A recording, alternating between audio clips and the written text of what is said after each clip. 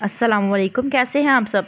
उम्मीद करती हूँ खैरियत से होंगे और नावल भी इंजॉय कर रहे होंगे। हम नावल पढ़ रहे थे रूह आरम, जिसके राइटर हैं अरीज शाह। आइए बढ़ते हैं अपने नावल की तरफ। Here we go. आज 4 दिन से रूह को बुखार था। वो इन सब से बहुत डर चुकी थी कि इसका जहन अभी तक इसी सांप पे अटका हुआ था। वो अक्सर रात में डर कर उठ जाती, अपने हाथ पैरों पर किसी चीज़ को महसूस करती। इस दौरान जो सबसे अच्छी चीज़ हुई थी कि वो यारम को अपने करीब से हिलने नहीं देती थी। 4 दिन से यारम ना तो अपने काम पर गया था और ना ही घर से बाहर निकला था। यारम 24 घंटे इसके साथ रहता। आज सुबह उठते ही रूह ने कहा था कि वो इस सांपों वाले घर में नहीं रहेगी।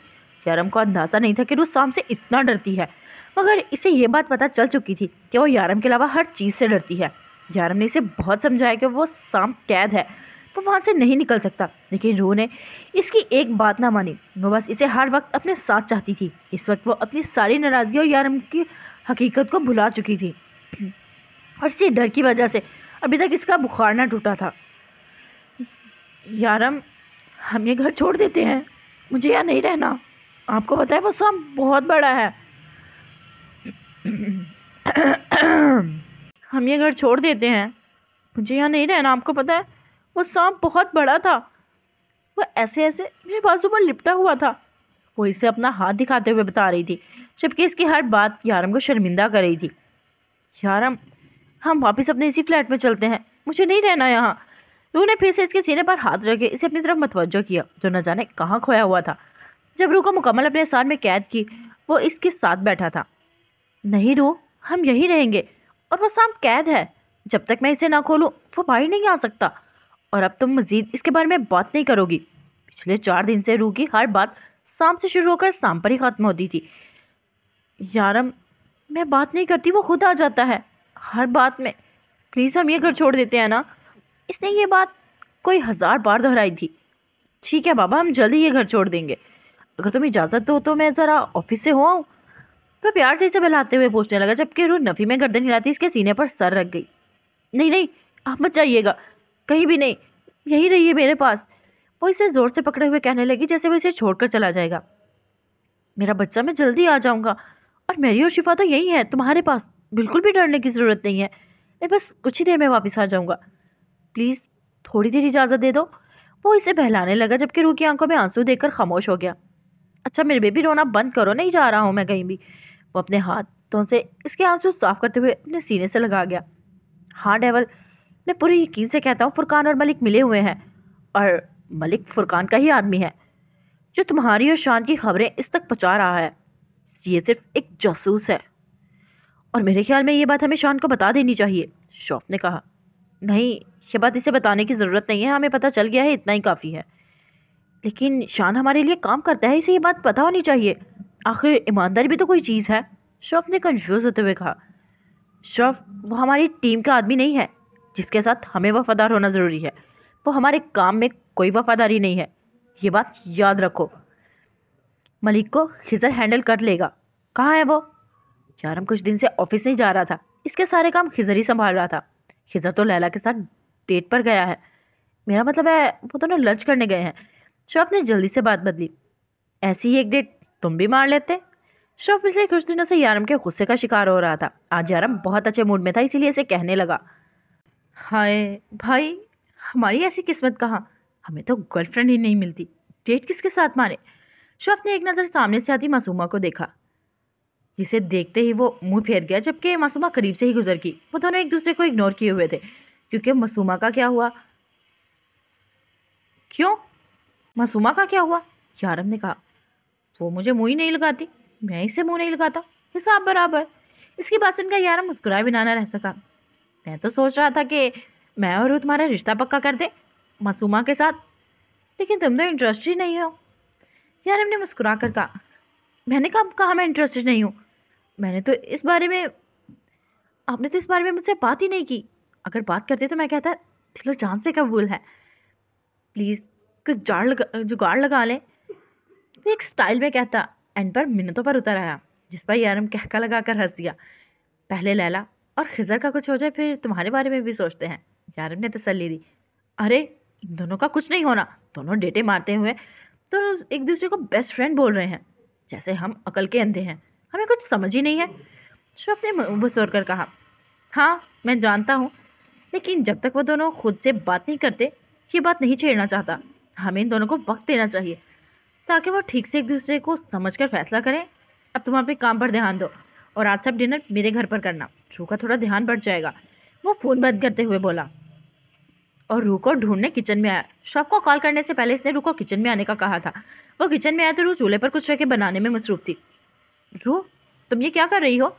मैंने तुम्हें यहाँ खाना खाने के लिए नहीं बुलाया था, खाना बनाने के लिए नहीं। रू तुम ये क्या कर रही हो? मैंने तुम्हें यहाँ खाना खाने के लिए बुलाया है, खाना बनाने के लिए नहीं। वो इतने अचानक से बोला कि रू चौंक गई और अचानक कढ़ाई हिलने की वजह से थोड़ा सा घी इसके हाथ पर गिर गया। रू ने फौरन से अपने हाथ पीछे खींच लिए जबकि यारम इस तक पहुंचा था। ये क्या किया है तुमने? कितनी बार मना किया है, खुद को तकलीफ मत पहुंचाया करो। बहुत सुकून मिलता है ना तुम्हें मुझे दर्द में देखकर। रू मैं तुम्हें आखिरी बार समझा रहा हूँ, आज के बाद तुमने ऐसी कोई गलती नहीं करोगी जिससे तुम्हें तकलीफ हो, ना मैं सारी नरमी भुला दूंगा। अब तुम यहाँ से चलो। उसके हाथ को नरमी से सहलाता सख्त गुस्से से इसे डांट रहा था जबकि रू एक लफ्ज भी ना बोली। यारम का ये गुस्सा इसे ये बात याद दिलाता था कि यारम कभी भी इसके साथ कुछ भी कर सकता है। वो समझ चुकी थी वो इससे जितना प्यार करता है इतना ही इसके मामले में पॉजेसिव है। रू को खुद भी अपने आप की तकलीफ पहुंचाने की इजाज़त ना थी। आजकल यारम बात बात पर इस पर गुस्सा होने लगा था।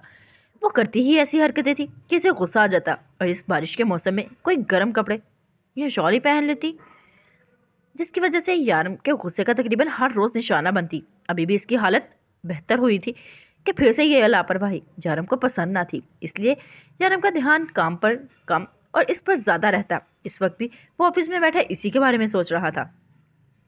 फुरकान को बुलाओ, यहाँ ज़रा पूछूं तो सही, हमसे खरीदारी करने की हिम्मत कहाँ से आई इसने? श्रॉफ ने कहा। डेविल तुम्हें लगता है ये काम फुरकान का है? मेरा मतलब है सारिम भी तो हो सकता है इसके पीछे। मुझे सारिम पर शक है। नहीं श्रॉफ, सारिम एक पुलिस इंस्पेक्टर है और मलिक एक बहुत बड़ा गुंडा, और घोड़ा अगर घास से दोस्ती करेगा तो वो खाएगा क्या? ये काम सारिम का नहीं बल्कि फुरकान का है। कल मेरे आने से पहले वो यहाँ मेरे ऑफिस में होना चाहिए। यारम ये कहते हुए उठकर बाहर की राह ली। मैडम हम जा रहे हैं, सर ने फ़ोन किया है कि वो आ रहे हैं, शिफा ने कहा। शिफा अभी कुछ देर रुक जाओ, यारम आने ही वाले हैं। रू अब शिफा से अच्छी दोस्ती हो चुकी थी जबकि मैरी को उर्दू नहीं आती थी, लेकिन इससे बात करने के लिए वो उर्दू में बात करने की अक्सर कोशिश करती। मैम सर ने फ़ोन किया है, वो आ रहे हैं, शिफा ने कहा तो रू ने इन्हें इजाज़त दे दी जाने की। साम का डर अब कुछ हद तक कम हो चुका था लेकिन यारम का डर बढ़ गया था। वो हर बात में इसे डांटने लगा था लेकिन वो जानती थी कि इसमें गलती इसकी अपनी ही है, इसीलिए खामोशी से इसकी सारी डांट सुन लेती। वो भी क्या करती, यारम इसे भालू बनाकर रखना चाहता था और भालू बनकर नहीं रह सकती थी। शिफा के जाने के बाद वो बाहर आ गई जबकि नज़र इसके स्विमिंग पूल पर पड़ी। अभी यारम के आने में बहुत वक्त था तो क्यों ना वो थोड़ी देर इंजॉय ही कर ले। तुम यहाँ इतनी सर्दी में बाहर क्या कर रही हो? यारम का लहजा सख्त था लेकिन अगले ही लम्हे यारम ने नोट किया कि वो दिसंबर के इस मौसम में स्विमिंग पूल के अंदर पैर दिए हुए बैठी है। इसे अपने पीछे देखकर वो घबरा कर उठकर खड़ी हो गई। मैं तो बस, इसे कोई बहाना ना सूझा। अभी कल ही यारम ने इसे कहा था कि वो अपनी ज़ात को एक तिनके का नुकसान नहीं पहुंचा सकती और अब ये इतनी सर्दी में स्विमिंग पूल में पैर दिए बैठी थी। शूज़ कहाँ हैं तुम्हारे? इस बार वो गुस्से से दहाड़ा था। पहले तो पूल में पैर दिए इसे अपने पैरों में ज़रा सी तकलीफ महसूस ना हो रही थी, लेकिन अब ठंडे फर्श पर इसके पैर बर्फ़ बन चुके थे। बहुत शौक है तुम्हें इस तरह से अपने आप को तकलीफ पहुंचाने का? यारम का लहजा सर्द था। इसने इसकी तरफ कदम बढ़ाया तो वो पीछे हटने लगी। यारम को इस तरह से इसे खुद से दूर जाता देखकर बिल्कुल अच्छा न लगा। इसने एक एक कदम इसकी तरफ बढ़ाना शुरू किया और इसे अपनी तरफ आते देखकर वो पीछे की तरफ जाने लगी, लेकिन जल्द ही दीवार ने इसका रास्ता रोक दिया। क्यों खुद को तकलीफ पहुंचाती हो? तुम्हें मैं हंसता खेलता खुश रहता अच्छा नहीं लगता क्या? तुमने अपने आप को तकलीफ पहुंचाई, मतलब मुझे तकलीफ दी। अब इसकी सज़ा तो ज़रूर मिलेगी तुम्हें। यारम का लहजा अब भी सर्द था। नहीं यारम, मुझे तकलीफ़ नहीं हो रही, मुझे आदत है इस तरह की पानी में पैर रखने की, रू ने जल्दी से बताया। न जाने ये सरफिरा आशिक इसके साथ क्या कर दे। तो तुम्हें तकलीफ़ महसूस नहीं हो रही थी? यारम ने इसकी आंखों में आंखें डालकर पूछा। जिस पर उन्हें ना में गर्दन हिलाई, लेकिन अगले ही पल इसे अपने पैरों पर कुछ महसूस हुआ। आंसू टूटकर इसकी पलकों से गिरा। यारम का भारी बूट इसके पैर के ऊपर था। मुझे तकलीफ हो रही है, प्लीज़ यारम अपना पैर मेरे पैर से हटाएं। इसके चेहरे से इसकी तकलीफ का अंदाज़ा यारम बखूबी लगा रहा था, लेकिन इसकी तकलीफ की परवाह किए बगैर यारम ने इसका पैर और बुरे तरीके से कुचला, जिस पर रूके होंठों से बेसाख्ता चीख निकली। आज के बाद अगर मैंने तुम्हें नंगे पैर देखा तो तुम्हारे पैर काट दूंगा। प्लीज़ यारम पैर हटाए, मुझे तकलीफ हो रही है, मैं अब जूते कभी नहीं उतारूंगी, रू ने रोते हुए कहा, जिस पर यारम के चेहरे पर मुस्कुराहट गहरी हो गई। मेरा बच्चा तो रो दिया। यारम ने इसके पैर से अपना पैर उठाते हुए कहा, चलो जाओ अपने कमरे में। अब की बार प्यार से इसका चेहरा साफ करते इसे पुचकारते हुए कमरे में जाने को कहा, जबकि रूह के लिए एक कदम उठाना भी मुहाल हो गया। तकलीफ से एक बार फिर से इसकी आंखों में आंसू आ गए, लेकिन अगले ही लम्हे इसने अपने आप को यारम की बाहों में महसूस किया। वो इसे उठाए कमरे की तरफ ले जाने लगा। पता है रूह, मैं चाहता हूँ मैं तुम्हारे पैर काट दूँ, क्योंकि मैं तुम्हें हमेशा ऐसे ही अपनी बाहों में उठा कर चलना चाहता हूँ। यारम के अंदाज में रूह ने बेयकीनी से इसकी तरफ देखा, जो इसी को देख रहा था। मजाक था जान, तुम तो सीरियस ही हो गई, यारम ने हंसते हुए कहा, तो वो भी ज़बरदस्ती मुस्कुरा दी। अब इस पागल शख्स का क्या भरोसा, सच में ही इसके पैर इसी की वजह से ना काट दे। ऐसा नहीं करना चाहिए, इस तरह से पैर पानी में रखने से बाद में तकलीफ होती है। और इसे प्यार से समझा रहा था और इसके सूजे हुए पैर पर मरहम लगा रहा था। पानी में पैर रखने से नहीं, कुचलने से तकलीफ होती है। इसका गुस्सा कम देखकर उन्हें भी अपने दिल की बात कही। मैं तुम्हें कभी तकलीफ नहीं देना चाहता जान, लेकिन अगर मैं आज ये नहीं करता तो तुम रोज़ ये काम करती। रोज़ रोज़ तकलीफ सहने से बेहतर है एक बार ही सह लो। डेवल, मैंने कुछ नहीं किया, तुम्हें ऐसा क्यों लगता है कि मैं कभी तुम्हारे खिलाफ जा सकता हूँ? मैं तुम्हारा वफादार हूँ, प्लीज़ मेरा यकीन करो। फुरकान अपने किए कटे हुए हाथ की परवाह किए बगैर यारम को अपने वफादारी का यकीन दिलाने में मसरूफ था। डेवल, फुरकान मर तो सकता है, लेकिन तुम्हारे साथ कभी गद्दारी नहीं कर सकता। ये सारा काम जरूर इस इंस्पेक्टर का होगा, मैं यकीन से कह सकता हूँ। वही तुम्हारे खिलाफ अपने आदमियों को छोड़े हुए है। तुम मुझ पर यकीन करो, मैं तुम्हें सब कुछ पता लगवा दूंगा। फुरकान ने इसके सामने बैठते अपने हाथ से अपने दूसरे हाथ का खून रोके हुए बैठा था, जो बुरी तरह से बह रहा था। ठीक है फुरकान, मैं तुम्हें वक्त देता हूँ। मुझे कल इन लोगों के बारे में सारी इन्फॉर्मेशन चाहिए जो मेरे खिलाफ ये काम कर रहे हैं। ये तुम्हारे पास अच्छा मौका है मुझे अपनी वफादारी के सबूत देने के लिए। अब तुम मेरे कितने वफादार हो इसके बाद मुझे पता चल ही जाएगा। श्रॉफ इसे अस्पताल ले जाओ। डेवल का ऑर्डर मिलते ही श्रॉफ उठ खड़ा हुआ और फुरकान भी इसे देखकर उठ गया। तुम लैला को शादी के लिए प्रपोज कब करोगे? इन दोनों के जाने के बाद इसने खजर से पूछा। डेवल, मैं प्रपोज कर चुका हूँ, अब अगर वो कोई जवाब ही नहीं दे रही तो मैं क्या कर सकता हूँ। हम कुछ दिन के बाद कहीं आउटिंग का प्लान बनाते हैं, वहाँ तुम लैला को प्रपोज करोगे, डेवल ने ऑर्डर दिया। ओके सर, और कोई हुक्म? खिजर मुस्कुराया। ऑर्डर तो तुझे लैला देगी शादी के बाद, अभी तो बड़ा प्यार प्यार कर रहा है ना, बाद में पता चलेगा कि लैला किस खेत की मूली है। यार डरा क्यों रहे हो, अभी तो पहली मंजिल ही पार की है प्यार की, खिजर मुस्कुराते हुए बोला। वो मैं चलता हूँ, आज मेरा लैला के साथ डिनर प्लान है। खिजर मुस्कुराते हुए उठकर चला गया। वो गाड़ी से निकला और तेज़ी से गाड़ी घर के अंदर जाने लगा। क्योंकि बारिश बहुत तेज़ थी, लेकिन फिर भी इतनी सी देर में ही वो आधे से ज़्यादा भीग चुका था। हमेशा की तरह आज भी वो सबसे पहले अपनी जाने अजीज़ बीवी को देखना चाहता था। सबसे पहले इसने किचन में झांका, जहाँ वो अक्सर पाई जाती थी, लेकिन आज वहाँ मौजूद नहीं थी। यकीनन वो बेडरूम में ही होगी। बेडरूम का दरवाज़ा खोला तो वो वहाँ भी नहीं थी। इसकी गैर मौजूदगी में इसके किसी दुश्मन ने भी इतनी हिम्मत ना थी कि वो यहाँ आता। तो फिर वो कहाँ गई? वो जिस तरह से घर के अंदर आया था वैसे ही बाहर निकला और गाड़ी में बैठकर गाड़ी स्टार्ट करने लगा, जब नज़र सामने छत पर तेज़ बारिश में भीगती इसकी जान से मेरी बीवी पर पड़ी। पहले तो इस तरह से गायब होने पर अच्छा खासा गुस्सा आ रहा था, और अब वो बारिश में नहा रही थी। यार गुस्से से सीढ़ियाँ चढ़ता तेज़ी से ऊपर की तरफ गया, लेकिन आज इसका ऊपर गुस्सा करने का कोई मूड ना था। अब वो इसे प्यार से समझाने की कोशिश करता था, शायद अपने पागलपन पर कंट्रोल चाहता था। अब वो ऊपर खड़ा इसे देख रहा था। 32 साल ज़िंदगी में शायद ही इसे किसी औरत को इतना चाहा था। वो औरत ज़ात से दूर भागने वाला किस तरह से एक लड़की इसके जहन और दिल पर सवार हो गई, इसके बगैर जीने का तस्वुर भी करते हुए इसकी जान पर बन जाती थी। रूह को अपने पीछे किसी के होने का एहसास हुआ, लेकिन इसने मुड़कर नहीं देखा, क्योंकि वो जानती थी सिवाय यारम के और कोई नहीं आ सकता। वो बिना पीछे मुड़े अपने काम में मसरूफ रही। अब वो इस पर चीखेगा, चिल्लाएगा कि तुम बारिश में क्या कर रही हो। रूह ने अपने आप को इसके डांट सुनने के लिए तैयार कर लिया। काफ़ी देर तक कोई आवाज़ ना आई, फिर इसे अपनी कमर पर किसी की गिरफ्त का एहसास हुआ। रूह ने अपनी आंखें जोर से बंद कर ली। वो आज तक समझ ना पाई थी इस शख्स का ऐसा क्या था जो वो इसकी मोहब्बत में इस हद तक डूब गई कि इसे सही और गलत की पहचान तक न रही। वो अपने रब से दुआ मांगती थी कि इस जैसा इंसान मिले, इसे प्यार करे या ना करे, इसे इज्जत दे ना दे, इसके हक दे ना दे, लेकिन अम्मी के जैसे इंसानियत से आरी ना हो। लेकिन यहाँ जो शख्स इसे मिला था वो इससे मोहब्बत नहीं बल्कि इश्क करता था और इसकी इज्जत करता था, इसे इसके हकूक देता था, लेकिन इंसानियत नाम की इसमें कोई चीज़ ना थी। अभी वो यही सब सोच रही थी जब अचानक यार ने इसे सीधा किया और लड़खड़ाती हुई इसके सीने से जा लगी और अपना एक हाथ इसके सीने पर रखा। लेकिन अगले ही लम्हे इसकी शर्ट पर वो दाग देखकर वो इससे दूर हटी, फकत एक नाखून जितना दाग। इसने बेयकीनी से अपने शौहर की तरफ देखा और फिर एक ही लम्हा जाए किए बगैर वहां से भाग गई।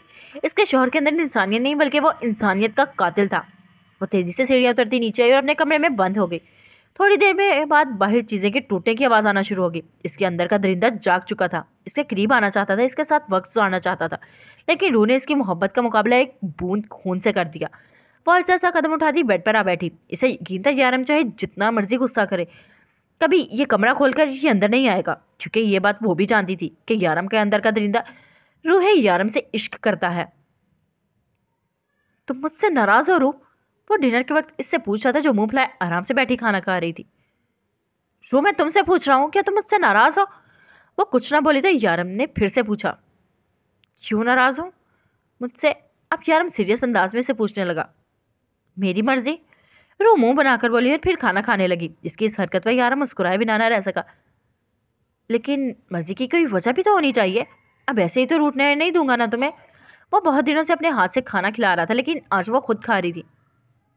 कल रात की वजह से नाराज हो? सॉरी रूह, मैंने गुस्से में पता नहीं हाल का क्या हाल कर दिया, लेकिन तुम मुझसे ऐसे दूर हुई, मुझे गुस्सा आ गया। आइंदा ऐसा नहीं करूँगा।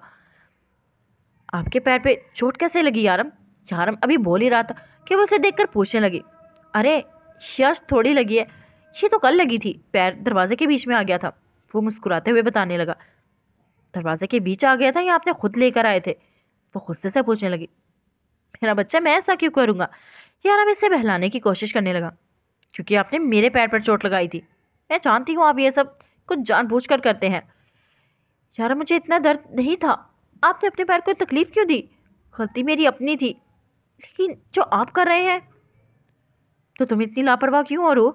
जब तुम्हें तकलीफ होती है तो मुझे तकलीफ होती है। तुम्हारा दर्द मेरी जान ले लेता है, क्यों नहीं समझती तुम? तुम्हें तकलीफ में देखकर सुकून से नहीं रह सकता।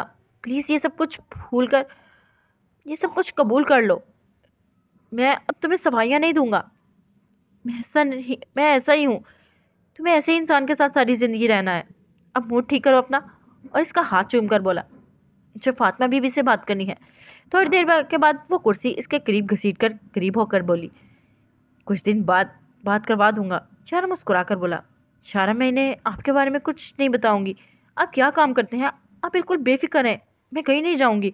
रोज जल्दी से बोली, यार हमको फातिमा बीबी का डर लगा हो। बीबी तुम इन्हें बता भी दो तो मेरा क्या बिगाड़ लेंगे? अपने दिमाग से ये सोच निकाल दो कि कोई मेरे खिलाफ कुछ भी कर सकता है, या तुम यहाँ से जा सकती हो। कुछ दिन बाद बात करवा दूंगा, मैं अभी बात करनी है। रोज जिद्दी अंदाज में बोली। रो खाना खाओ, जिद मत करो। नहीं खाना मुझे खाना। रो उठकर जाने लगी। रो वापिस आओ, ठीक से खाना खाओ आराम से, वरना तुम जानती हो मैं क्या कर सकता हूँ। वो गुस्से से बोला। रू ने पलटकर घूर कर एक नज़र इसे देखा और फिर आकर इसके साइड वाली कुर्सी पर बैठ गई। जितना चाहे नाराज हो, लेकिन नाराजगी में खाना खाना कभी मत छोड़ना। मुझे ये हरकत बिल्कुल भी पसंद नहीं है। ये वक्त सिर्फ मेरा है, तुम्हें इस वक्त मेरे साथ होना चाहिए। हमें एक दूसरे के साथ वक्त गुजारना चाहिए, हम दोनों एक दूसरे को और बेहतर तरीके से समझ सकें। बात नहीं कर रही आपसे, मैं नाराज़ हूँ। जब मेरा दिल होगा मैं खुद ही राज़ी हो जाऊँगी। बार बार मुझे मनाने की ज़रूरत नहीं है। फ़िलहाल मुझसे बात करने की ज़रूरत ही नहीं। आराम से बैठकर अपना खाना खाएं। वो गुस्से से मुंह फुलाकर बोली, ओके योर हाइनेस। यार मैं अपना डिम्पल छुपाता खाना खाने लगा। वो काफ़ी देर ऑफिस रूम में बैठा अपना काम करता रहा। हर थोड़ी देर बाद इसे रू का फूला हुआ चेहरा याद आ जाता। काम ज़्यादा था, इसलिए वो सारा काम खत्म करके ही बेडरूम में जाना चाहता था। इसने जल्दी जल्दी अपना काम खत्म किया। वो खुश था कि रू ने इसे कबूल कर लिया। रू इसकी हर तकलीफ को महसूस करती थी। जानम ने अपना जख्म खुद से भी छुपा रखा था, न जाने कब रू ने इसे देख लिया। इस दिन रू का पैर कुचलकर वो बहुत बेसुकून था, इसीलिए इस रात इसने पैर दरवाजे में देकर खुद को तकलीफ पहुँचाई थी। फिर क्या था, यारम पर साबित हुआ रू का डर इसकी मोहब्बत के मुकाबला नहीं कर सकता। वो इससे कितना भी डरे, लेकिन वो इससे मोहब्बत भी करती थी। जानम जब पिछले तीनों लग रहा था कि रूह का डर रूह की मोहब्बत पर हावी हो रहा है। अब यारम इस बेचैनी से आज़ाद हो चुका था। वो हंसते हुए उठकर बेडरूम में आया। अब तक नाराज हो? रूह करवट लिए सो रही थी जब वो इसके करीब आया। मेरी जान, क्यों रूठी हो मुझसे? तुम जानती हो मैं कितना प्यार करता हूँ, और ये वक्त सिर्फ मेरा है। इस वक्त तुम्हें मुझसे बात करनी चाहिए। तुम मुझे फातिमा बीवी से बात करके सारा टाइम वेस्ट करना चाहती हो। वो इसके बालों में उंगलियां फेरता हुआ कहने लगा जब इसे एहसास हुआ कि रूह सो रही है।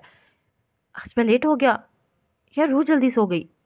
यार, मैं खुद से बड़ उड़ाते हुए उसका गाल चूमा, फिर इसे अपनी बाहों में भरकर कंबल ठीक करके खुद भी आंखें बंद कर गया।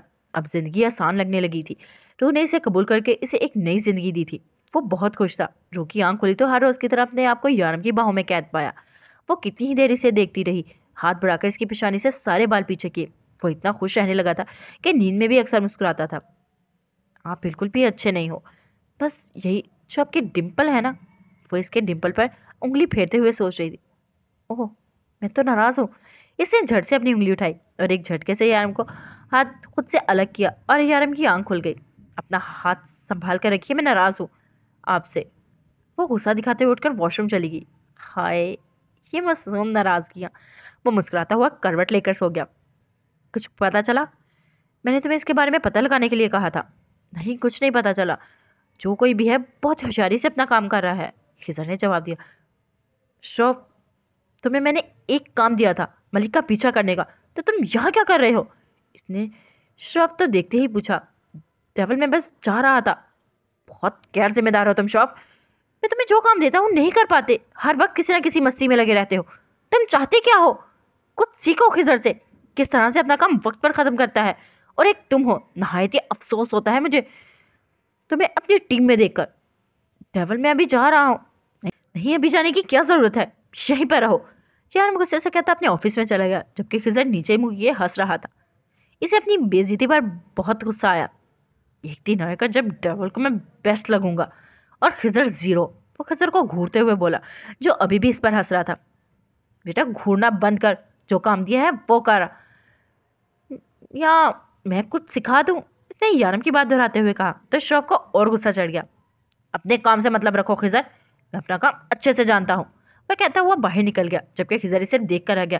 वो तो सिर्फ मजाक कर रहा था। क्या खबर है? मलिक ने पूछा। सर जी, आज सुबह सुबह शौफ की डेविल के हाथों बेइज्जती हुई है। जिस पर खिजर ने इसका मजाक उड़ाया। यकीन करें, शौफ खिजर को ऐसे घूरा था जैसे इसकी जान ले लेगा। गुड, ये तुमने वाकई बहुत अच्छी खबर सुनाई है। अब फोन बंद करो, इन लोगों पर नजर रखो। मलिक फोन बंद कर चुका था। अगर शौफ मेरे हाथ लग जाए तो मैं इसे खिजर के खिलाफ इस्तेमाल कर सकता हूँ, और अगर मैं खिजर और शौफ को बीच से निकाल दूँ फिर डेविल की सबसे बड़ी कमजोरी होगी इसकी बीवी। मैं इसकी बीवी को लेकर डेविल से कोई काम भी करवा सकता हूँ, और फिर दुबई का डॉन मलिक होगा। मलिक खुद ही अपने ख्यालात पर खुलकर हंस दिया। तुमने मुझे यहाँ बुलाया? मलिक, हम ऑफिस में आज वैसे भी मिलने वाले थे। शौफ साइड पर मलिक से मिलने आया था। शौफ, मुझे बिल्कुल अच्छा नहीं लगता जब डेविल तुम्हारी इस खिजर की वजह से बेइज्जती करता है। जाने तुम कैसे ये सब सह लेते हो? अगर मैं तुम्हारी जगह होता तो खिजर को जान से मार देता। मलिक ने इसके तासुरात जानने के लिए कहा। ये क्या बकवास कर रहे हो तुम? ये सब बातें करने के लिए तुमने मुझे यहाँ बुलाया है? शौफ गुस्से से बोला। नहीं, मैंने तुम्हें खिजर की जगह दिलाने के लिए यहाँ बुलाया है। और आखिर ऐसा क्या करता है जिसकी वजह से वो डेविल की नज़रों में इतनी अहमियत कहाँ मिला है, जबकि तुम इससे ज़्यादा और इससे बेहतर काम करते हो, लेकिन फिर भी तुम्हें वो अहमियत नहीं मिलती जो इसकी है। वजह जानते हो कि वो बचपन से इसके साथ है, और इसका वर्कर होने से पहले वो इसका दोस्त है। और इसका दोस्त कैसे बना? यकीनन डेविल की दोस्ती हासिल करने के लिए इसने कुछ ऐसा तो किया ही होगा। अगर तुम इसकी नज़र में अहमियत पाना चाहते हो, अगर तुम खिजर की जगह लेना चाहते हो, तो तुम्हें भी इसके लिए कुछ ऐसा ही करना पड़ेगा जिसके बाद डेविल ये सोचने पर मजबूर हो जाए कि तुम इसके असल वफादार और साथी हो। लेकिन मैं ऐसा क्या करूं? शौफ की इसकी बात ठीक लगी, इसीलिए पूछने लगा। तुम डेविल की बीवी को अगवा कर लो। तुम्हारा दिमाग खराब हो गया है क्या? शौफ ने इसका गिरेबान पकड़ा। अरे मैं बस कह रहा हूँ तुम इसकी बीवी को किडनैप कर लो, ये नहीं कह रहा कि इसे कोई नुकसान पहुंचाओ। वो लड़की डेविल की कमजोरी है। जब वो डेविल की नज़रों से दूर होगी तो वो पागलों की तरह इसे ढूंढ लेगा। ऐसे में तुम इसकी बीवी को वापस लेकर आओगे तो वो तुम्हें खिजर से ज़्यादा अहमियत देगा, और फिर खिजर का पत्ता कट और तुम्हारा पत्ता इन। मलिक मुस्कुराया तो शौफ भी मुस्कुरा दिया। जानम की नज़रों में अहमियत हासिल करने का प्लान बुरा नहीं है। शौफ ने मलिक को अपने गले लगाते हुए कहा। मलिक, तुम मेरी इतनी हेल्प कर रहे हो, लेकिन मुझे एक बात का जवाब दो। अशरफ ने बात का आगाज किया। हाँ बोलो, क्या पूछना चाहते हो? तुम मेरी इतनी मदद क्यों कर रहे हो? मेरा मतलब है, तुम्हारी खिजर के साथ क्या दुश्मनी है? अशरफ ने पूछा। मेरी इसके साथ कोई दुश्मनी नहीं है, लेकिन वो क्यों बेकार में डेवल की नज़रों में इतना अहम बना हुआ है, जबकि इसमें ऐसा कुछ भी नहीं। तुम इससे बेहतर हो, लेकिन फिर भी तुम्हें इन सब में क्या फ़ायदा?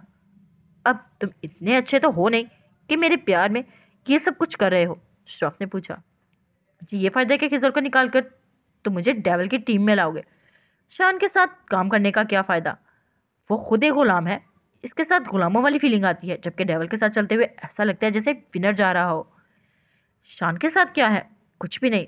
वो खुद भी जीरो है और अपने साथ अपने सारे साथियों को भी जीरो कर रहा है। वैसे तुम ये सब कुछ किसके लिए कर रहे हो? अशरफ ने पूछा।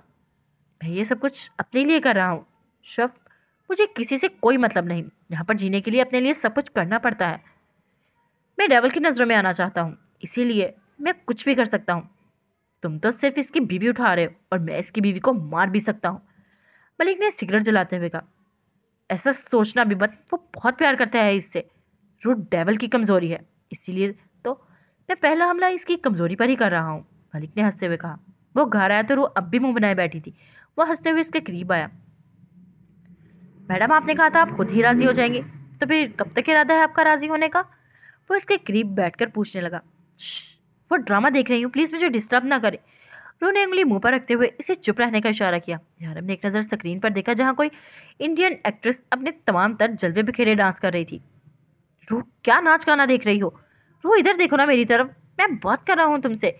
यारम ने इसका चेहरा अपनी तरफ किया। क्या मसला है? ड्रामा देखने दे मुझे। और आप बात क्यों कर रहे हैं मुझसे? मैं नाराज़ हूँ आपसे, पीछे हटें। वो इससे तकरीबन 1 फुट का फासला बनाते हुए बोली। हाँ तो मैं मनाने की कोशिश कर रहा हूँ ना। यार इसके और करीब हुआ। मैंने कहा था ना मैं अपने आप राजी हो जाऊंगी, तो आप क्यों कोशिश कर रहे हैं? परे हटे, सुकून से ड्रामा देखने दे मुझे। रो, यारम ने लाड से पुकारा। यारम उठे यहाँ से, आप मेरा ड्रामा खराब कर रहे हैं। रू ने टीवी की तरफ इशारा करते हुए कहा। ठीक है, तुम राजी हो जाओ, फिर तुम ड्रामा देख लेना। जब तक तुम राजी नहीं होती मैं तुम्हें कोई ड्रामा नहीं देखने दूंगा। आप जाए यहाँ से, तो शायद मैं आपसे राजी होने के बारे में सोच सकती हूँ। रू ने मुंह बनाकर कहा तो यारम के डिम्पल माने हुए। मतलब ड्रामा इतना इंपॉर्टेंट है? मियाँ जय भाड़ में, यारम ने आंखें दिखाते हुए कहा। हाँ तो मैं नाराज़ हूँ ना। रू ने किसी मुजरिम की तरह याद दिलाया। हाँ तो मैं मना रहा हूँ ना, वो भी इसी के अंदाज में बोली। लेकिन मैं खुद राजी हो जाऊंगी। रू ने समझाना चाहा। रू, तुम्हारे पास 2 घंटे हैं, अगर तुम राजी हो सकती हो तो हो जाओ, वरना फिर मैं अपने तरीके से मनाऊंगा। यारम उठकर अंदर चला गया। बंदा अपनी मर्जी से नाराज भी नहीं हो सकता, अपनी मर्जी से राजी भी नहीं हो सकता। रू ऊंची आवाज में बोल रही थी। हाँ तो किसने कहा था अपने यूनिक स्टाइल में नाराज होने के लिए? वो कहाँ पीछे रहने वालों में से था। वो अपने ऑफिस में चला गया। एक बात बताओ लैला, अगर सर खिजर ने तुम्हें प्रपोज किया है तो तुम इनसे शादी के लिए हाँ क्यों नहीं कर देती? अब तो तुम इन्हें पसंद करती हो। मसूमा इसके पास बैठकर कहने लगी। इसने मुझे अभी आकर प्रपोज नहीं किया, मसूमा 1.5 महीना पहले किया था। अब क्या मैं इतने पुराने प्रपोजल पर हाँ करूँगी? इसे चाहिए कि अब फिर से मुझे प्रपोज करे। मैं पुराने प्रपोजल पर हाँ नहीं करने वाली, इसीलिए चाहिए कि एक बार फिर से मुझे अपनी मोहब्बत का एहसास दिलाए। अगर वो इस उम्मीद पर बैठा है कि इसने मुझे 1.5 महीना पहले प्रपोज किया था, तो मैं इस पर हाँ करूँगी, तो ये इसकी गलतफहमी के अलावा कुछ नहीं है। लाला एक अदा से कहती फिर से अपने काम में मसरूफ हो गई, जबकि मसूमा ने अपने पीछे खड़े खिजर को देखा, जो इसी के कहने पर लैला से ये सवाल पूछ रही थी। वो बिना इससे कुछ कहे अपने कैबिन की तरफ आ गया। मोहतरमा को 1.5 महीने वाला प्रपोजल पुराना लग रहा है, अब फिर से प्रपोज करना पड़ेगा। वो मुस्कुराते हुए बोला, क्योंकि इस बार इसे उम्मीद थी कि लैला इसे इनकार नहीं करेगी। यार हमने आउटिंग का प्लान बनाया, वही मैं लैला को प्रपोज करूंगा। वो मुस्कुराते हुए सोच रहा था। तुम्हें यकीन है डेवल घर पर नहीं है? अगर वो घर पर हुआ ना तो बहुत प्रॉब्लम हो जाएगी। मैं नहीं जा रहा, शॉफ ने कदम पीछे के करते हुए कहा। तुम्हारा दिमाग तो खराब नहीं हो गया? हम पूरी प्लानिंग करके आए हैं, अब तुम अंदर जाने से मना कर रहे हो? मलिक ने गुस्से से इसकी तरफ देखा। मुझसे नहीं होगा, ये मैं नहीं कर सकता। वो काफ़ी डरा हुआ था, शायद इसे डेवल का डर था। बकवास बंद करो शफ, अंदर चलो मेरे साथ, वरना तुम्हारे हक में बेहतर नहीं होगा। अगर पकड़ा गया तो तुम्हारा नाम सबसे पहले लूँगा। अब वो गुस्से से बोला। वो ज़बरदस्ती से इसे अपने साथ ले जा रहा था। जब इसे लगा कि किसी ने इसके सर पर कुछ मारा है, इसने पीछे मुड़कर देखा तो खिजर खड़ा था, जबकि मलिक ज़मीन पर बेहोश पड़ा था। किसी ने इस पर ठंडा पानी फेंका। वो हड़बड़ा कर उठा था। आंखें खोलकर देखा तो एक कुर्सी के साथ बंधा था, जबकि खिजर इसके सर पर खड़ा था। इसने आगे पीछे नजरें घुमाकर देखा। डेवल सामने कुर्सी पर बैठा था, जबकि शॉफ यहाँ कहीं नहीं था। मैं तुम्हारे पीछे हूँ मेरे अजीज दोस्त, तो यहाँ देखो, किसी ने बहुत प्यारी सी आवाज में कहा था। गुस्से से मलिक का चेहरा सुर्ख होने लगा, जबकि खिजर ने इसका चेहरा देखकर कहका लगाया था। तुम्हारी हिम्मत कैसे हुई मुझे धोखा देने की? मलिक समझ चुका था ये सब कुछ शॉफ की चाल थी। वो इसे फंसा रहा था और कुछ हद तक कामयाब भी रहा था। जब यारम आहिस्ता आहिस्ता चलता इसके करीब आया। मेरे खिलाफ जंग कर रहे थे तुम? मुझे बुरा नहीं लगा, लेकिन तुम मेरी मासूम बीवी को उठाने वाले थे। तुम मेरी बीवी को किडनैप करने वाले थे, वो भी मेरे आदमी के साथ मिलकर। तुम्हें लगा कि मैं ऐसा होने दूंगा? क्या वाकई इतना आसान है? वो इसकी आंखों में आंखें डालकर बोला, जबकि इसके हाथ में ब्लेड वो पहले ही देख चुका था। तुम मुझे नहीं मार सकते डेवल, क्योंकि तुम जानते हो अगर मैंने तुम्हें नहीं बताया कि तुम्हारे खिलाफ प्लानिंग कौन कर रहा है, तुम्हें और कोई नहीं बता पाएगा।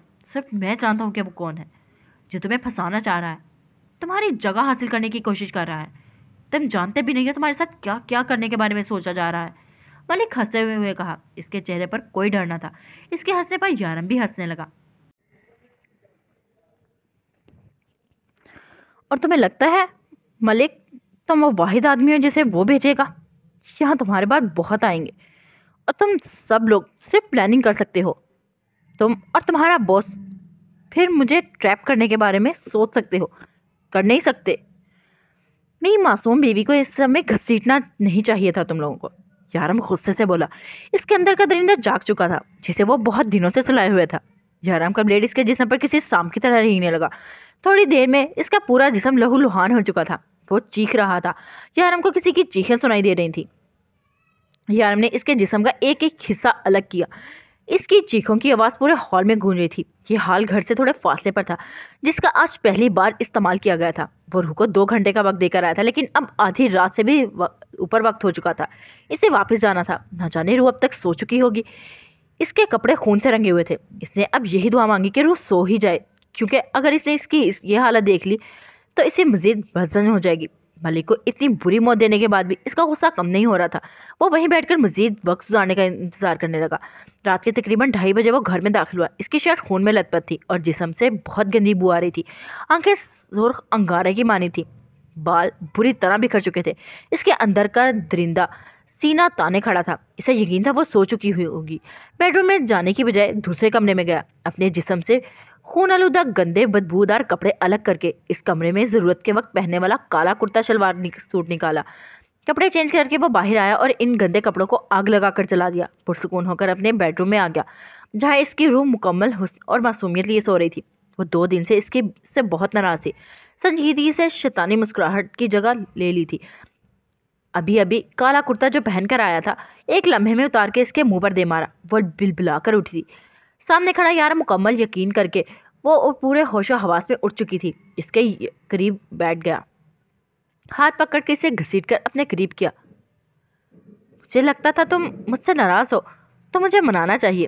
अब तुम राज़ी नहीं हो रही तो मुझे अपना फ़र्ज़ पूरा करने दो, बहुत मासूमियत से कहा, जबकि इसके चेहरे की शैतानी मुस्कुराहट साफ बता रही थी कि इसका मनाना इसकी मोहब्बत से भी ज़्यादा शिद्दत पसंद होगा। रूह ने एक पल में हाथ छुड़ाकर इसे फासला कायम करने की कोशिश की, लेकिन यारम की एक घुरी से वो अंदर तक काम गई। यारम ने घूरना ना छोड़ा तो इसने खुद ही इसके करीब आ गई। गुड गर्ल खींचकर अपनी बाहों में लेकर एक ही पल में इसे बेबस कर गया। लेकिन सच तो यह था कि इसके सामने यारम खुद बेबस था, क्योंकि यारम का अंदर का दरिंदा भी रूह नूर से इश्क करता था और इसके इश्क के सामने रूह भी घुटने टेकने पर मजबूर हो गई। सुबह यारम की आंख खुली तो रूह इसके बिल्कुल करीब ही सो रही थी। पहले यारम कितनी ही देर इसे देखता रहा, फिर शरारत से इसके लबों पर झुक गया। रूह ने अगले ही लम्हे इसके सीने पर हाथ रखकर इसे खुद से दूर किया। आपको शर्म नहीं आती? किसी सोए हुए इंसान को ऐसी हरकत के साथ जगाते हैं? रूह अपनी शर्म एक साइड पर रखती गुस्से से पूछने लगी, जबकि यारम बहुत दिलचस्पी से इसका सुर्ख होता चेहरा देख रहा था। नहीं, मुझे बिल्कुल भी शर्म नहीं आती। मैं बहुत बेशर्म इंसान हूँ। तुम्हारे साथ कुछ भी करते हुए मुझे बिल्कुल भी शर्म नहीं आती। कहते हुए यारम एक बार फिर से इसके लबों पर झुका और प्यारी सी शरारत की। इसके लबों को बख्शता एक नज़र उठाकर इसे देखा और फिर मुस्कुराया। इससे पहले कि वो इसके लबों को दोबारा अपना निशाना बनाता, रूह इससे धक्का मारती इसके करीब उठ गई। आप जैसे बेशर्म लोगों को शर्म दिलाना अच्छे से आती है मुझे। वो अपना हया से दमकता चेहरा फेर कर बोली। अब उठे फ़ौरन। रात खिजर भाई ने फ़ोन किया था ना कि हम घूमने जा रहे हैं। अगर आपको आना है तो आ सकते हैं हमारे साथ। रूह ने ऐसे कहा जैसे इसी का प्लान हो जाने का। मेरे ही प्लान में? मैं तुमसे इजाज़त नहीं मांगूंगा जाने की। यारम ने इसे बताना चाहा कि घूमने का प्लान इसी का है। यार इस वक्त मैं कोई बहस नहीं करना चाहती। मेरा मूड बहुत अच्छा है और मैं जा रही हूँ तैयार होने। वो खुशी खुशी जाने लगी कि यार मैं इसका हाथ पकड़ कर खींचा, जिससे वो सीधी इसके सीने पर आ गिरी। बेबी, वो जो लैला है ना, तैयार होने में तकरीबन 5 घंटे लगाएगी। तब तक हम अपने होने वाले बच्चों की प्लानिंग करते हैं ना। इसके बाद सुनकर उनका रूह एक बार फिर से शर्मोहया ने आ घेरा, जबकि यारम प्यार से कहते हुए इसके दोनों हाथ कैद कर गया। यारम, मेरे साथ फ्री होने की बिल्कुल भी ज़रूरत नहीं है। इस वक्त मैं बिल्कुल भी आपकी कोई भी बात नहीं मानने वाली। पीछे हटिए, वो नजरें झुकाकर बोली, जबकि हाथ छुड़ाने की नाकाम सी कोशिश की। हाँ, तुमने कह दिया और मैं पीछे हट गया। गोया यारम ने इसी का मजाक उड़ाया। कभी तो देख लिया करे दिन और रात। अब सुबह 10 बजे आपका रोमांस करने का मूड हो रहा है। गलत बयानी मत करो, मैंने रोमांस की बात नहीं की, अपने होने वाले बच्चों की प्लानिंग की बात कर रहा हूँ। मुझे बिल्कुल डिस्टर्ब मत करो। मेरे बच्चे दुनिया में जल्दी आना चाहते हैं। वो इसे आंखें दिखाता एक बार फिर से इस पर झुका। यारम, रू ने आखिरी कोशिश की इसे रोकने की, मगर वो यारम ही किया जो रुक जाए। आखिर रू ने इसकी शिद्दतों के सामने हिम्मत हार कर अपना आप इसके हवाले कर दिया। खिजर, शौफ, लैला, मासूमा चारों गाड़ी में बैठे इन दोनों का ही इंतजार कर रहे थे। जल्दी करो यार, कहाँ भी था। हम लोग जल्दी निकलेंगे, इसीलिए तो रात को बताया था, ताकि सब लोग वक्त पर तैयार हो जाओ, ताकि हम वक्त पर निकलें। खिजर ने सिर्फ अपनी लाइन में ही ऊंची आवाज़ में बोली थी, बाकी तो वो सिर्फ मिनमिनाया था। हाँ, क्या कह रहे थे तुम? यारम ने बाहर आते हुए अपना सामान गाड़ी की डिक्की में रखते हुए पूछा। कुछ नहीं, मैं तो बस पूछ रहा था कि तुम और वक्त चाहिए तो हम इंतज़ार कर लेते हैं। तुम लोग आराम से आ जाओ। खिजर की बात पर शौफ का कहका बुलंद हुआ। इसे क्या दौरे पड़ने लगे हैं? यारम ने शौफ को कहका लगाते देखकर पूछा। दफा करो डेविल, तुम तो जानते हो इसको, पागल है। खिजर ने इसका ध्यान बटाया जब रूबी जल्दी से बाहर आ गई। आज यारम की मनमानियों ने इन्हें बहुत लेट कर दिया था। इस वक्त भी यारम इसे ऐसी नज़रों से घूरा था कि रूह को इसके इरादे खतरनाक ही लगे। हम 6 लोग जा रहे हैं? रूह ने खुशी से पूछा। 6 नहीं, 7। मासूमा ने एक छोटा सा डब्बा इसकी तरफ बढ़ाते हुए कहा, जिसे रूह ने खुशी से थाम लिया। यारम की तरफ देखने लगी जो इसे खोलने का इशारा कर रहा था। रूह ने डब्बा खोलकर देखा तो इसे यकीन नहीं आ रहा था इसका शोनू जिंदा था। वो भी यकीनी से अपने सामने हिलते जुलते अपने शोनू को देख रही थी, जो अपनी दोस्त को दोबारा पाकर बहुत खुश नजर आ रहा था। इस दिन हम तुम्हें लेकर अस्पताल चले गए, जबकि मासूमा और लैला शोनू को बचाने लग गए। इन दोनों ने इसे बचा लिया। इसके सर पर चोट लगने की वजह से हालत इतनी ख़राब हो गई थी कि इसका बचना मुश्किल था। इसीलिए मैंने तुमसे कहा कि वो मर चुका है, क्योंकि मैं नहीं चाहता था कि तुम बाद में ज़्यादा उदास हो। यहाँ इसे अपने सामने मरते हुए देखो। वैसे भी लड़कियाँ ज़्यादा बेहतर तरीके से समझ सकती हैं ऐसे जज्बात। शराफ शरारत से बोला, तब मासूमा ने इसे घूर कर देखा। कुछ ज़्यादा नहीं घूरने लगी मुझे? शराफ ने बदले में घूर कर इसे पूछा। अच्छा, मैं समझा क्या? शराफ ने फर्जी कॉलर झाड़ते हुए अपने आप को हैंडसम कहना चाहा। डोंट वरी, मेरा टेस्ट इतना भी ख़राब नहीं है। मासूमा ने इसे आग लगाई और जाकर गाड़ी में बैठ गई, जबकि यारम और खिजर दोनों इसके कंधे पर हाथ रखकर इसे दिलासा दिया था। वो लोग इस वक्त दुबई के सबसे बड़े बीच पर मौजूद थे। ये इलाका वैसे ही हर तरफ से समंदर में घिरा हुआ था। ठंडी हवाएं चेहरे को, जबकि समंदर की बड़ी बड़ी लहरें इनके पाँव को छूकर वापस चली जाती। खुलती धूप में भी रूह को सर्दी का एहसास हो रहा था। लैला और खिजर एक दूसरे के साथ नंगे पाँव गीली मिट्टी पर टहल रहे थे, जबकि मासूमा और रूह दोनों अपने शोनू से खेल रही थी। रूह ने जल्दी से इसकी बात का अंदाज़ा लगा लिया कि मासूमा भी शोनू के साथ बहुत अटैच हो चुकी है और शोनू भी काफ़ी हद तक मासूमा के साथ घुल मिल चुका है। अब इसकी एक नहीं बल्कि दो दोस्तें थी। थोड़ी देर के बाद यारम ने रूह को कुछ दूर आने का इशारा किया, जबकि शौफ इसी तरफ चला आ रहा था। रूह, तुम्हें डेविल बुला रहा है। अरे, यारम का पैगाम देता हुआ शोनू की तरफ आया। मुझे यहाँ डेविल ने भेजा है, कोई गलत मतलब मत निकालना, इसने मासूमा को देखकर बोला। मैं क्यों गलत मतलब निकालूंगी? मासूमा ने ना समझी से पूछा। सॉरी, अब तुम्हारा कोई भरोसा नहीं है। शौफ बेनियाजी से कहता अपनी जेब में हाथ डाले टहलने लगा, जबकि मासूमा इसे घूर कर रह गई। यारम रूह को लेकर बीच के एक साइड की तरफ आ गया। तुम्हें पता है हम यहाँ क्यों आए हैं? इसने रूह का हाथ थाम कर पूछा। घूमने फिरने, रूह ने मासूमियत से जवाब दिया। देखते हैं यारम के डिंपल नमाया हुए। हाँ मेरा बेबी, वो तो हम आए हैं, लेकिन यहाँ आज एक और ख़ास बात भी है। यारम इसे खिजर और लैला के बारे में बताना चाहा। आज तुम्हारा भाई तुम्हारी भाभी को प्रपोज करने वाला है, इसने लैला और खिजर की तरफ इशारा करके बताया। क्या, सच्ची? और उन्होंने एक्साइटेड होकर पूछा, जिस पर यार ने इसके मुस्कुराते हुए हाँ में गर्दन हिलाई। खिज़र चलते चलते अचानक ही ज़मीन पर बैठ गया। लैला ने घबराकर 2 कदम पीछे हटाए, लेकिन फिर मुस्कुरा दी। वो जानती थी खिज़र क्या करने वाला है। मासूमा ने उड़ती उड़ती खबर इस तक पहुंचा दी थी। खिज़र इसके सामने ज़मीन पर बैठा था। फिर इसने इसका हाथ थामा। मैंने सुना है तुम 1.5 महीने वाले पहले प्रपोजल का कोई जवाब नहीं देने का इरादा रखती, तो मैंने सोचा क्यों ना एक बार फिर से तुम्हें अपनी मोहब्बत का एहसास दिला दूँ। सो मिस उम्मे लैला, मैं तुम्हें मिस खिज़र बनाना चाहता हूँ। क्या तुम मेरी मोहब्बत को कबूल करोगी? खिज़र को पूरा यकीन था वो इनकार नहीं करेगी, लेकिन इसके बावजूद भी इसका दिल बहुत तेज़ी से धड़क रहा था। बेख्तियार ही लैला की आंख से एक आंसू गिरा, जो इसने फौरन साफ करना चाहा,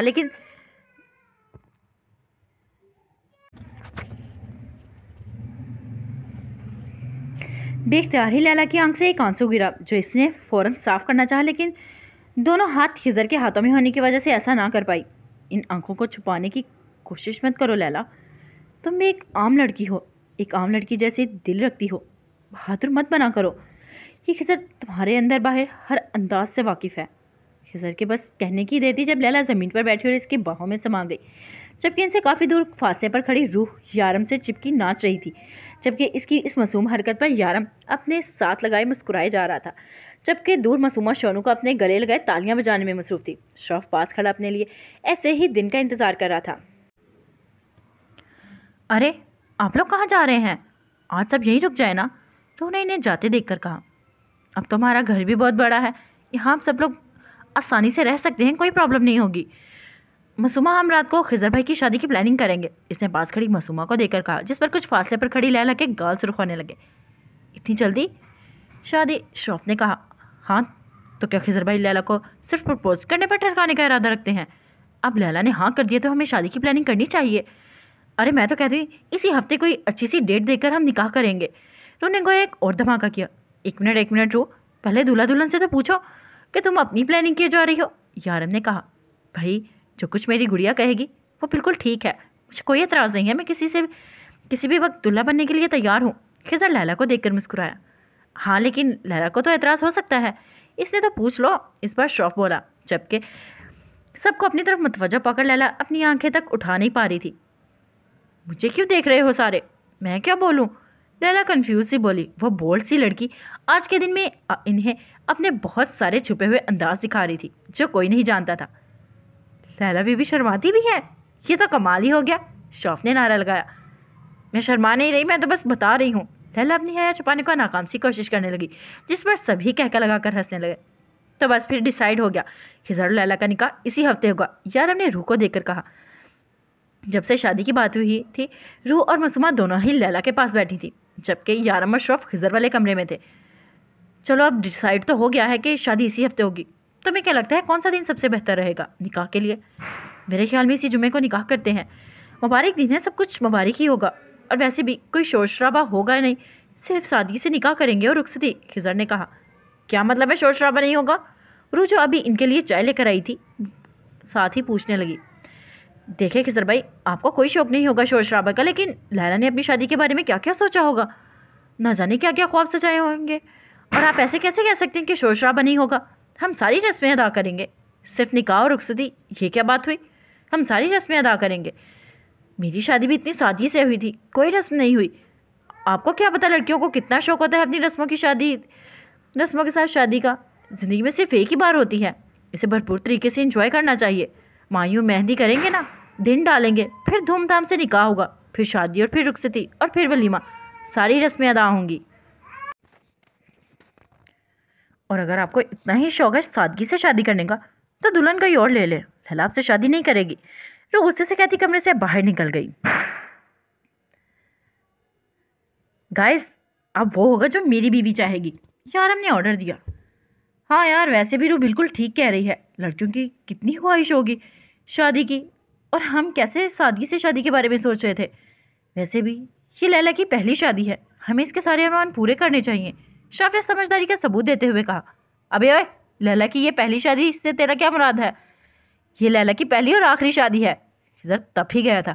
अरे यार, मेरा वो मतलब नहीं था, मैं तो बस ये कह रहा था कि लैला की पहली शादी हो सकता है कुछ दिन में इसका मूड बदल जाए। शौफ ने खुद ही अपने लिए मुसीबत बुला ली। रुक बेटा, पहले मैं तेरा मूड दुरुस्त करता हूँ।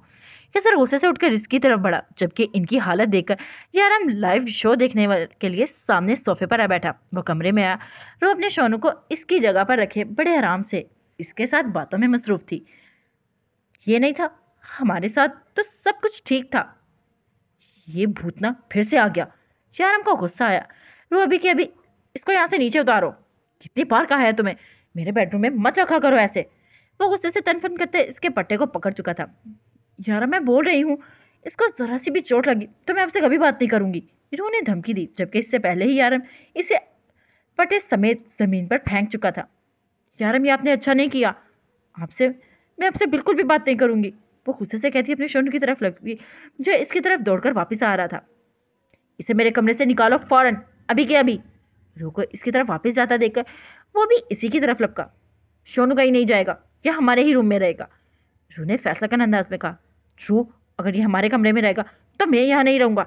यारम ने इसी के अंदाज में फैसला सुनाया, जिस पर रू ने बाहर के दरवाजे की तरफ इशारा कर दिया। मतलब आप जा सकते हैं। रू, तुम इस कुत्ते के लिए मुझे कमरे से बाहर निकाल रही हो? यारम शॉक में था। आप जब एक कुत्ते के लिए इस कमरे को छोड़ सकते हैं तो मुझे भी आपको कमरे से निकालने में कोई एतराज नहीं है, आप जा सकते हैं। रू ने एक बार फिर से दरवाजे की तरफ इशारा किया, जिस पर यारम गुस्से से बाहर निकल कर सीधा खिजर और शौफ वाले कमरे में आ गया, जहाँ खिजर और शौफ इसे देखकर मुस्कुरा रहे थे। मतलब दुबई के डॉन को बीवी ने कमरे से निकाल दिया? खिजर ने ऊंची आवाज में कहकर लगाया, जिस पर यारम इन दोनों को आंखें दिखाता इनके बीच आकर लेट गया। सुबह होते ही शादी की तैयारियां शुरू होंगी। रू के मुताबिक आज के दिन ही दिन डालने का था, तभी जाकर जुम्मे के दिन इनका निकाह होना था। रू के ऑर्डर के मुताबिक निकाह तक वो दोनों एक दूसरे की शक्ल नहीं देख सकते थे, और आज ही इन्हें माइयों बिठाना था। रू, ये सब कुछ क्या कर रही हो तुम तो मेरी साइड पे होगी। खिजर ने इसे समझाना चाहा। अरे नहीं खिजर भाई, मैं और मसूमान लैला की साइड पे हैं और यारम और शौफ भाई आपकी साइड पे। सो मैं लड़की वाली और आप लोग लड़के वाले। इसने शौफ और यारम को बताया। नहीं गुड़िया, तुम मेरी साइड पे हो और तुम्हारे अलावा इन सबको मैं लड़की वाली साइड पे भेज देता हूँ। मुझे बस मेरी गुड़िया चाहिए अपनी साइड में। खिजर ने बहुत प्यार से कहा। मतलब मैं अकेले आपकी साइड पे और ये सारे लैला की साइड पे? रू ने मुंह बनाकर कहा। हाँ तो रू, शादी हो रही है, कौन सा जंग हो रही है जो तुम्हें पूरी टीम की जरूरत है? यारम ने लुकमा दिया। अरे क्यों, मैं हूँ तुम्हारे साथ। शौफ इसके करीब आकर खड़ा हुआ। ये मुसमा और लैला, यारम लैला की तरफ हैं, तुम खिजर की तरफ। शौफ ने कहा। लेकिन मुझे नेक नहीं मिलेगा। रू ने मासूम सी शक्ल बनाकर कहा, जिससे यारम के डिंपल नुमा हुए। क्यों नहीं मिलेगा बहन को तो इतना कुछ मिलता है। शौफ इसकी शक्ल देखकर बोला। हाँ शौफ भाई, बहन को बहुत कुछ मिलता है, लेकिन सालियों को भी तो बहुत कुछ मिलता है ना। इसने शौफ को आंखों ही आंखों में इशारा करके बताया, जिस पर यारम की मुस्कुराहट एक बार फिर से खिल उठी। डोंट वरी रू, तुम्हें ज़्यादा मिलेगा। खिजर फौरन से बोला, कहीं वो सच में ही पार्टी ना चेंज कर ले। और यहाँ खड़ा हर इंसान जानता था कि रू का खिजर के इस तरफ होना कितना ज़रूरी है।